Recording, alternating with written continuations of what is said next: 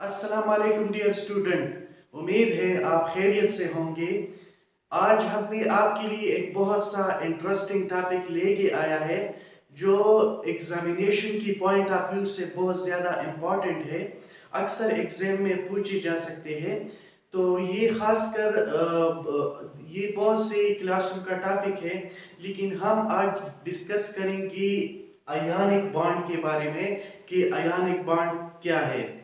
खासकर ये inorganic chemistry में बहुत ज़्यादा इंपॉर्टेंट टॉपिक है। Inorganic chemistry is strongly connected to this topic. और आज आज हम डिस्कस करेंगे कि आयनिक बॉन्ड या इलेक्ट्रोवैलेंट बॉन्ड क्या होते हैं। तो स्टूडेंट्स, हम उनको डिफाइन करते हैं। The type of chemical bond in which electrons are completely transfer from metal to non metal are called ionic bond. सबसे पहले हम स्टूडेंट्स ये जानेंगे कि मेटल्स हमारे पास क्या होते हैं। हमारे पास होते हैं मेटल्स। याद रखो स्टूडेंट्स, पीरियोडिक टेबल की ग्रुप 1 और ग्रुप 2 की जो एलिमेंट्स है हम इनको मेटल्स कहते हैं। ग्रुप नंबर 1 को हम कहते हैं alkali metals and group number 2 को हम कहते हैं अल्कलाइन अर्थ मेटल्स। और मेटल्स की प्रॉपर्टी ये है कि इसकी वैलेंस शेल में इसकी वैलेंस शेल इसकी वैलेंस शेल में या तो एक इलेक्ट्रॉन होंगे या दो इलेक्ट्रॉन होंगी और या तीन इलेक्ट्रॉन होंगे।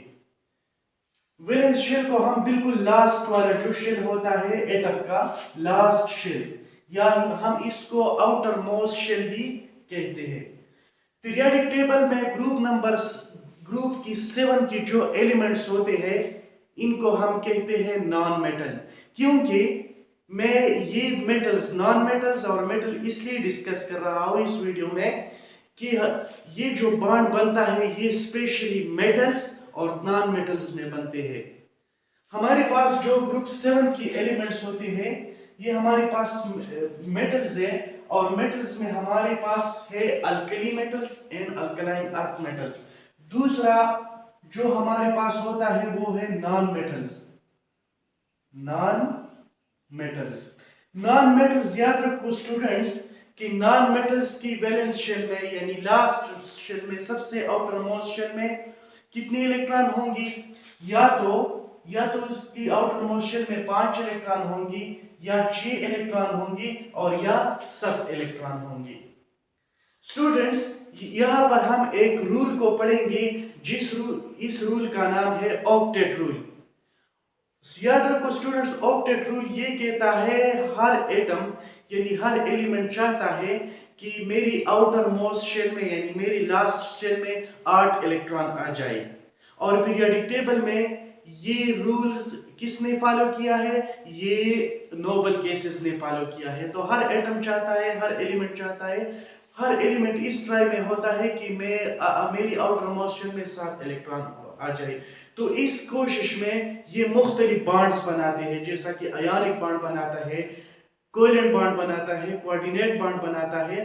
तो इस कोशिश में ये क्या करते हैं? मुख्तलिफ वेरियस बॉन्ड्स बनाते हैं। तो सबसे पहले आज हम इस वीडियोस में डिस्कस करेंगे आयनिक बॉन्ड के बारे में। आयनिक बॉन्ड जो होता है ये एक inter atomic force of attraction है। इसको हम इंट्रामॉलिक्यूलर फोर्स ऑफ अट्रैक्शन भी कहते हैं। ये जो आयनिक बॉन्ड है ये इंट्रामॉलिक्यूलर फोर्स ऑफ अट्रैक्शन है। और इंट्रामॉलिक्यूलर फोर्स ऑफ अट्रैक्शन का माना है the force of attraction with in the molecule या the force of attraction inside the molecule are called intramolecular force of attraction. And the example of intramolecular force of attraction is ionic bond, covalent bond, coordinate bond. तो आज इसमें हम discuss करेंगे सबसे पहले ionic bond को।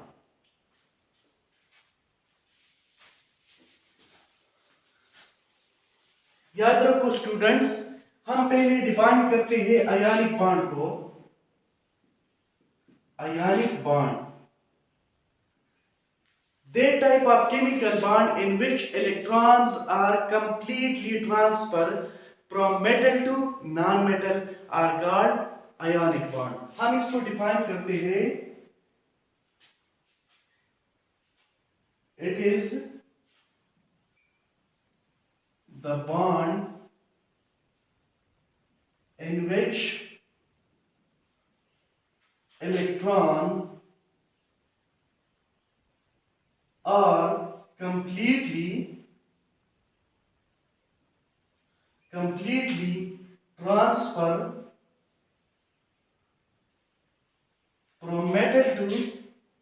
from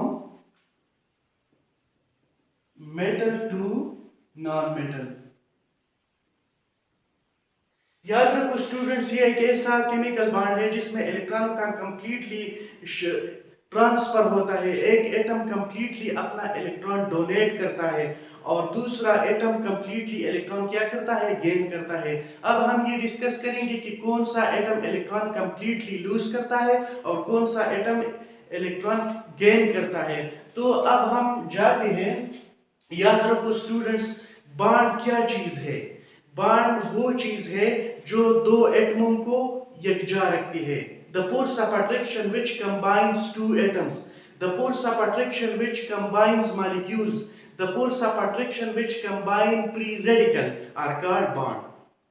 bond एक force of attraction है जो या तो एटम्स को कंबाइन रखते हैं या मॉलिक्यूल्स को कंबाइन रखते हैं या फ्री रेडिकल्स को कंबाइन रखते हैं और या आयंस को कंबाइन रखते हैं। तो हमारे पास सबसे जो पहला होता है, हम यहाँ पर लेंगे एक एग्जांपल।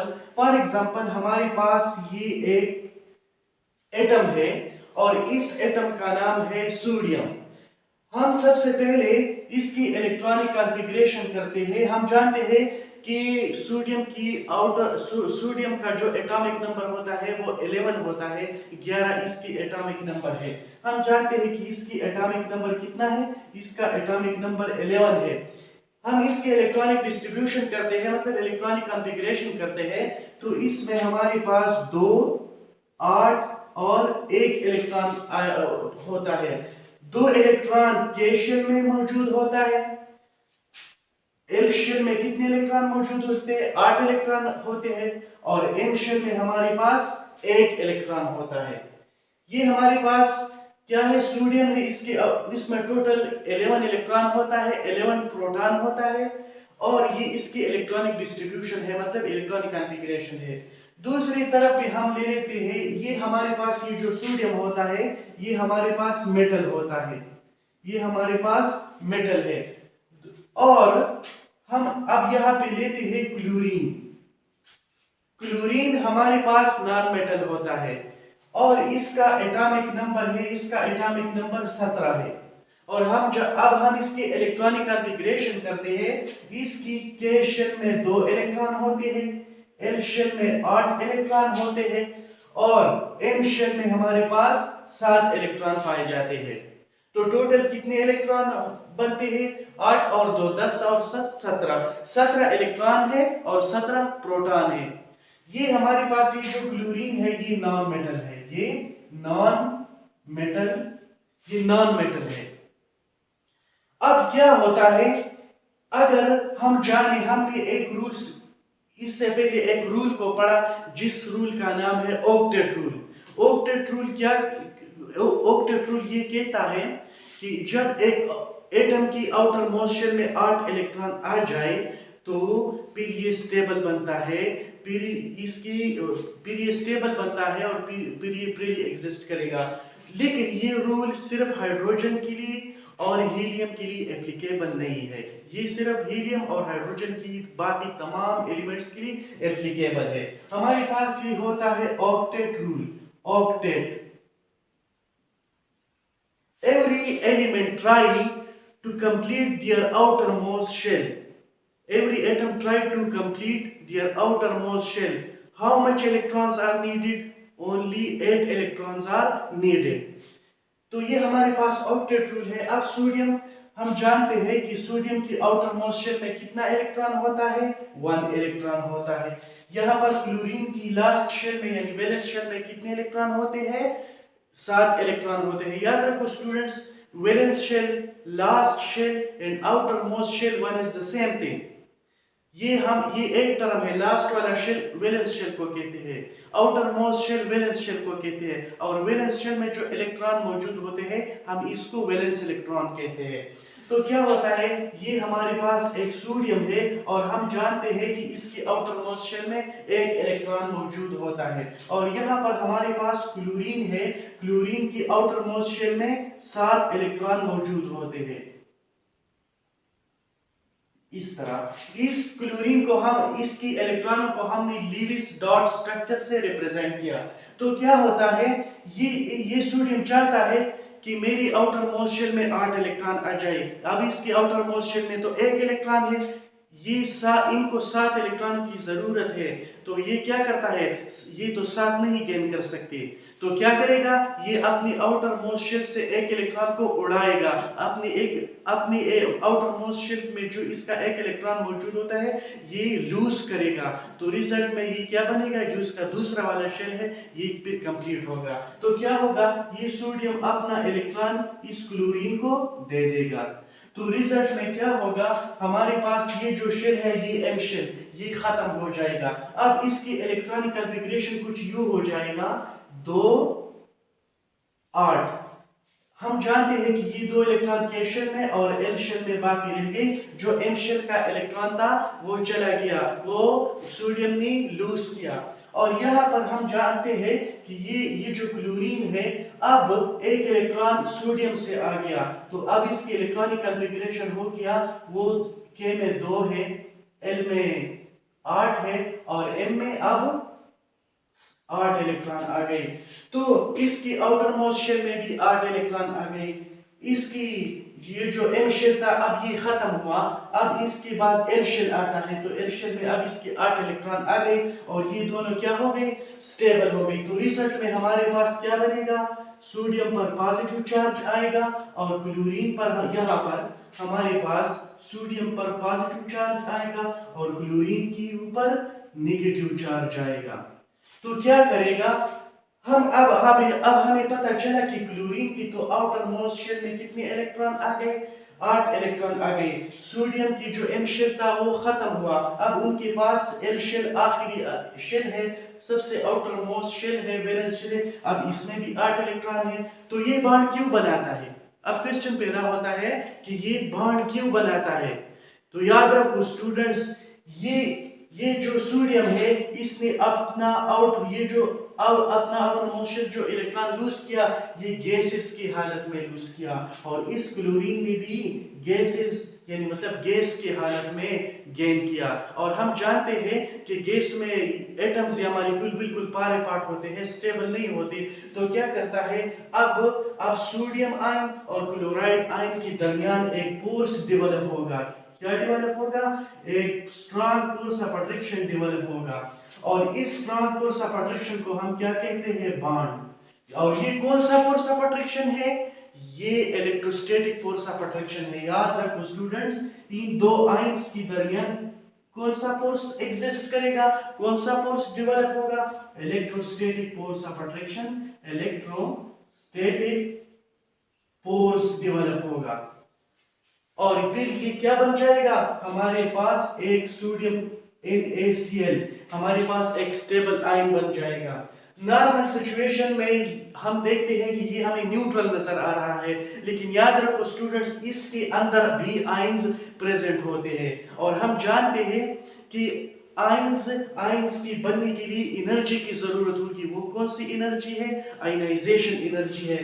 जिस सोडियम ने ये इलेक्ट्रॉन को लूज किया है with the help of ionization energy. Ionization energy is the amount of energy required to remove an outermost shell of an isolated gaseous atom are called ionization energy. And the formation of ion is called ionization. जब ions की formation होती है तो हम इसको क्या कहते हैं, आयनाइजेशन।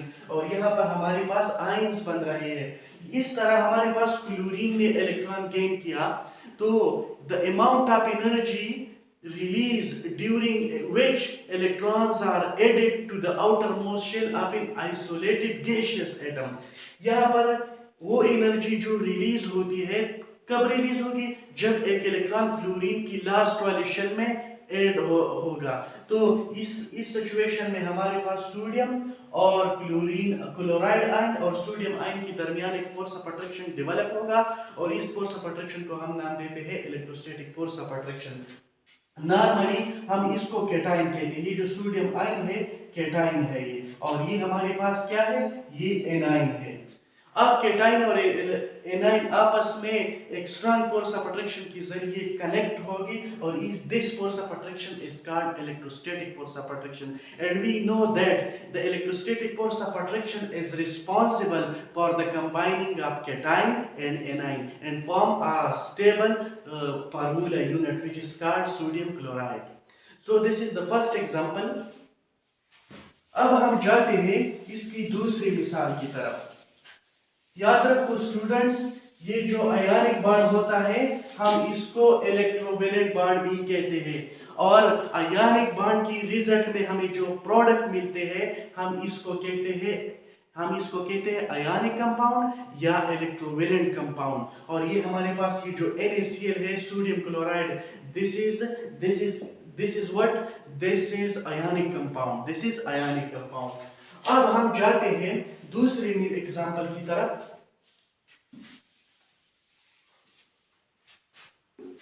याद रखो स्टूडेंट्स, हमारे पास एक दूसरा एग्जांपल है MgCl2।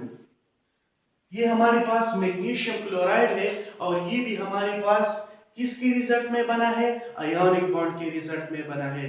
किस तरह बना हुआ है, ये हमारे पास हम जानते हैं, ये हमारे पास मैग्नीशियम है और ये हमारे पास अल्कलाइन अर्थ मेटल का एक मेंबर है, और इसमें टोटल कितने इलेक्ट्रॉन होते हैं, इसमें हमारे पास 12, इसका एटॉमिक नंबर है 12, और इसमें टोटल 12 इलेक्ट्रॉन और 12 प्रोटॉन मौजूद होते हैं, और इसके इलेक्ट्रॉनिक कॉन्फ़िगरेशन हमारे पास है 2, 8 एंड 2। हम जानते हैं कि ये 2 इलेक्ट्रॉन इसकी K शेल में है, 8 इलेक्ट्रॉन इसकी L शेल में है, और 2 इलेक्ट्रॉन इसकी M शेल में है। तो क्या होगा, अब हमारे पास ये एक क्लोरीन है, और हम जानते हैं कि क्लोरीन की आउटर मोस्ट शेल में कितने इलेक्ट्रॉन पाए जाते हैं, 7 इलेक्ट्रॉन पाए जाते हैं। टोटल इसमें 18 इलेक्ट्रॉन है, और टोटल इसमें 17 इलेक्ट्रॉन होते हैं, 17 प्रोटॉन होते हैं, लेकिन इसकी वैलेंस शेल में 7 इलेक्ट्रॉन होते हैं, इसकी आखिरी शेल में 7 इलेक्ट्रॉन होते हैं, और वो हमारे पास इनको कितने इलेक्ट्रॉनों की जरूरत होगी, 1 इलेक्ट्रॉनों की जरूरत होगी, तब ये स्टेबल बन जाएगा। तो अब क्या करेगा, हमारे पास एक दूसरा क्लोरीन है, तो क्या होगा, इसके पास भी हमारे पास 7 इलेक्ट्रॉन है इसकी आउटर मोस्ट शेल में। हम जानते हैं कि तमाम क्लोरीन के आउटर मोस्ट शेल में 7 इलेक्ट्रॉन होते हैं। तो अब क्या होगा, अब हमारे पास सिचुएशन कुछ इस तरह होगा। हम जानते हैं कि ये हमारे पास मैग्नीशियम है Mg, ये हमारे पास मैग्नीशियम है, और इसकी आउटर मोस्ट शेल में कितने इलेक्ट्रॉन होते हैं, 2 इलेक्ट्रॉन होते हैं। तो इसको कितने की जरूरत है, इसको मजीद 6 इलेक्ट्रॉन गेन करने की जरूरत है, तब ये स्टेबल बनेगा। तो क्या करता है, ये तो 6 इलेक्ट्रॉन गेन नहीं कर सकता, ये तो फिजिबल नहीं है, तो क्या करेगा, ये अपना 1 इलेक्ट्रॉन एक क्लोरीन को डोनेट करेगा, और अपना दूसरा इलेक्ट्रॉन दूसरी क्लोरीन को क्या करेगा, डोनेट करेगा। तो क्या होगा, रिजल्ट में हमारे पास इसके ऊपर कौन सा चार्ज आएगा, +2 चार्ज आएगा, और इसके ऊपर हमारे पास कौन सा चार्ज आएगा, नेगेटिव चार्ज आएगा, इसके पास भी इसके ऊपर भी नेगेटिव चार्ज आएगा। तो क्या होगा, अब हमारे पास Mg ये हमारे पास +2, और इसी तरह एक क्लोरीन और दूसरा क्लोरीन माइनस बन गए। माइनस इसलिए बन गए कि अब एक एटम मैग्नीशियम ने अपना एक इलेक्ट्रॉन एक क्लोरीन को दिया, और दूसरा इलेक्ट्रॉन दूसरी क्लोरीन को दिया। तो क्या इसने इसके आउटर मोस्ट शेल में 8 इलेक्ट्रॉन आ गए, लेकिन इन पर कौन सा चार्ज आ गया, एक क्लोरीन पर भी माइनस चार्ज आ गया, और दूसरी क्लोरीन पर भी माइनस चार्ज आ गया। और हम जानते हैं कि अपोजिट चार्जेस एक दूसरे को क्या करते हैं, अट्रैक्ट करते हैं, मतलब पॉजिटिव नेगेटिव योग एक दूसरे को क्या करते हैं, अट्रैक्ट करते हैं। तो रिजल्ट में हमारे पास इन तीनों के दरमियान क्या बनेगा, electrostatic force of attraction develop होगा। क्या डेवलप होगा, एक electrostatic force of of attraction develop होगा और रिजल्ट में हमारे पास कौन सा कंपाउंड बनेगा, MgCl2 मॉलिक्यूल बनेगा, मैग्नीशियम क्लोराइड बनेगा। And this magnesium chloride is ionic compound, this is ionic compound और इलेक्ट्रोवेलेंट कंपाउंड। तो ये हमारे पास दूसरा एग्जांपल है। हमारे पास मैग्नीशियम मेटल है, हमारे पास मैग्नीशियम क्या है, ये मेटल है, और ये हमारे पास नॉन मेटल है, और ये भी हमारे पास क्या है, नॉन मेटल होता है। ये हमारे पास दूसरा एग्जांपल है जो हमने आपको एक्सप्लेन किया। याद रखो स्टूडेंट, इन आयंस के दरमियान फिर electrostatic force of attraction develop होता है और क्या करता है, ये आयंस को कंबाइन रखते हैं, आयंस को आपस में स्ट्रांगली कनेक्ट करते हैं और ये फिर एक स्टेबल कंपाउंड बन जाता है। और याद एक बात याद रखो स्टूडेंट्स कि आयनिक बॉन्ड के रिजल्ट में हमें जो प्रोडक्ट हासिल होते हैं इसको क्या कहते हैं, इसको हम कहते हैं आयनिक कंपाउंड और इलेक्ट्रोवेलेंट कंपाउंड, और हम इसको रिप्रेजेंट करते हैं पर मोलर यूनिट से। हम इसको मॉलिक्यूल कभी भी नहीं कह सकते क्योंकि हम जानते हैं कि मॉलिक्यूल हमेशा कोवेलेंट बॉन्ड के रिजल्ट में बनते हैं। तो हम इसको एक्सप्लेन करेंगे अपने आने वाली वीडियोस में। इसी तरह हमारे पास एक और मिसाल हम लेते हैं, हमारे पास एक और मिसाल है, हमारे पास है कैल्शियम। हमारे पास कैल्शियम एक क्या है, एक मेटल होता है और हम जानते हैं कि कैल्शियम का एटॉमिक नंबर 20 होता है और इसकी इलेक्ट्रॉनिक कॉन्फ़िगरेशन इसी तरह है। हमारे पास इसकी इलेक्ट्रॉनिक कॉन्फ़िगरेशन है 2 8 8 एंड 2।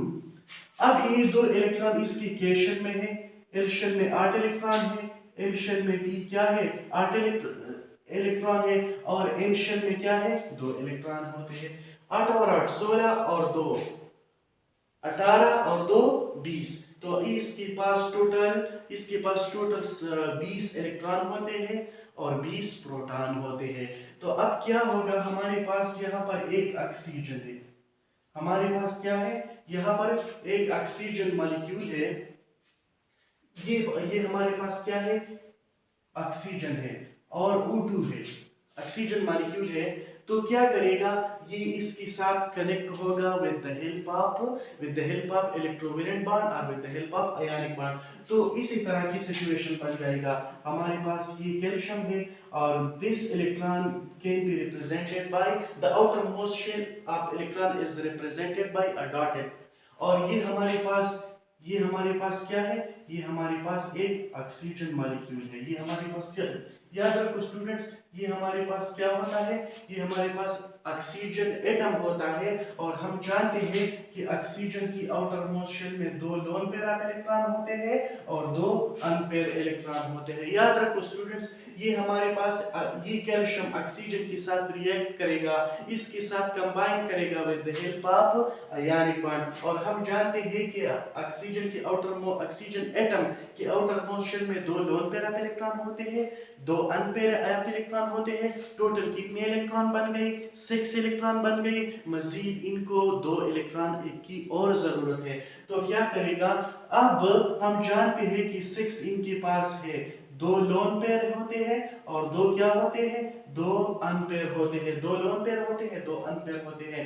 तो अब क्या करेगा, कैल्शियम अपना एक इलेक्ट्रॉन भी इस ऑक्सीजन को देगा और दूसरा क्या करेगा, दूसरा भी इसको देगा, दोनों इलेक्ट्रॉन ऑक्सीजन को देंगे जो इसके आउटर मोस्ट शेल में प्रेजेंट है। अब सिचुएशन क्या पैदा होगा, अब हमारे पास कैल्शियम ऑक्साइड, तो इन दोनों के दरमियान इस कैल्शियम CaNO के दरमियान क्या डेवलप होगा, एक फोर्स ऑफ अट्रैक्शन डेवलप होगा और रिजल्ट में हमारे पास क्या बनेगा, कैल्शियम ऑक्साइड बनेगा। और हम जानते हैं कि कैल्शियम ऑक्साइड में कौन सा बॉन्ड होता है, आयनिक बॉन्ड होता है। उन दोनों के दरमियान electrostatic force of attraction develop होगा, इलेक्ट्रोस्टैटिक force develop होगा, and this electrostatic force of attraction is responsible for the combining of calcium ion and oxygen। तो अब क्या करेगा, अब हमारे पास ये इनकी एग्जांपल है। याद रखो स्टूडेंट्स, हम एक और एग्जांपल को भी डिस्कस करेंगे क्योंकि ये जो आयनिक बॉन्ड होता है ये एक बहुत ज्यादा ब्रॉड सेंस है, और हम इसको अपनी इनऑर्गेनिक कंपाउंड्स में इसका बहुत ज़्यादा हमारे पास आता है। हम इसके जरिए बहुत सारे थ्योरीज पढ़ेंगे, just like crystal field theory आने वाली क्लासों में, तो ये बहुत ज़्यादा इंपॉर्टेंट है। फॉर एग्जांपल हमारे पास कैल्शियम क्लोराइड है CaCl2, ये हमारे पास एक क्या है, कैल्शियम क्लोराइड है, और ये हमारे पास क्या है, ये हमारे पास आयनिक कंपाउंड है। तो ये किस तरह बनता है, हम जानते हैं कि कैल्शियम, ये हमारे पास कैल्शियम है। पहले मैंने आपको बताया कि इसका एटॉमिक नंबर 20 है। इसमें इसकी इलेक्ट्रॉनिक कॉन्फ़िगरेशन कुछ यूं है, मतलब 2 8 8 और 2, और हम जानते हैं कि ये के शेल में होते हैं, ये एल शेल में होते हैं, ये एम शेल में होते हैं, और ये एन शेल में होते हैं। एन शेल में 2 इलेक्ट्रॉन, के शेल में 2 इलेक्ट्रॉन, एल शेल में 8 इलेक्ट्रॉन, एम शेल में 8 इलेक्ट्रॉन, एन शेल में 2 इलेक्ट्रॉन। अब क्या करेगा, यहाँ पर हमारे पास ये एक क्लोरीन है, इसकी आउटर मोस्ट शेल में 7 इलेक्ट्रॉन होते हैं, 7 इलेक्ट्रॉन। कितने इलेक्ट्रॉन, 7 इलेक्ट्रॉन। और इस तरह हमारे पास ये क्या है, यहाँ पर भी 7 इलेक्ट्रॉन होते हैं। एंड दिस क्रॉस कैन, ये जो हम क्रॉस, ये हम जो क्रॉस लगाते हैं, it can be represented by electron, and this is a Lewis dot structure. This cross is represented by a Lewis dot structure.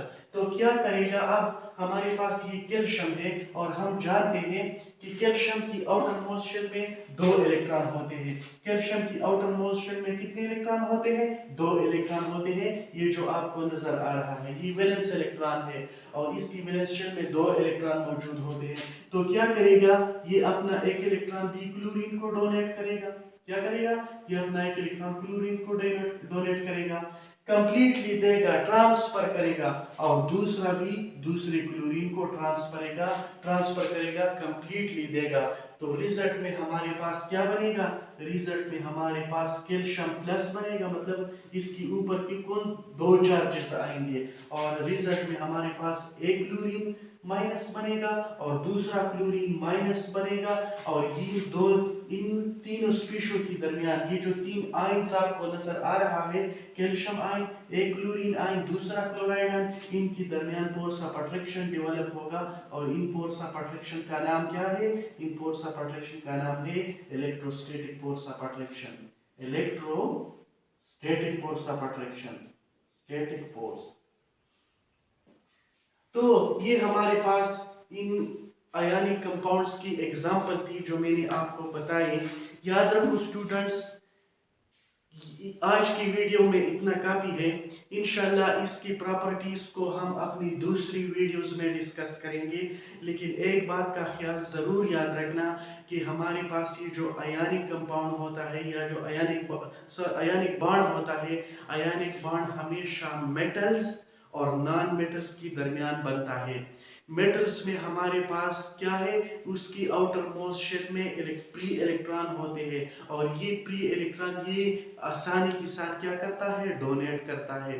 इसी तरह हमारे पास ये जो नॉन मेटल होते हैं, इनके आउटर मोस्ट शेल में कितने इलेक्ट्रॉन होते हैं, 7 इलेक्ट्रॉन होते हैं, और इसको अपना वैलेंस शेल कंप्लीट करने के लिए 1 इलेक्ट्रॉन की जरूरत होती है। तो ये दोनों आपस में क्या करेगा, ये कंबाइन करेगा with the help of electrostatic force of attraction के जरिए, और हमारे पास आयनिक बॉन्ड बनाएगा।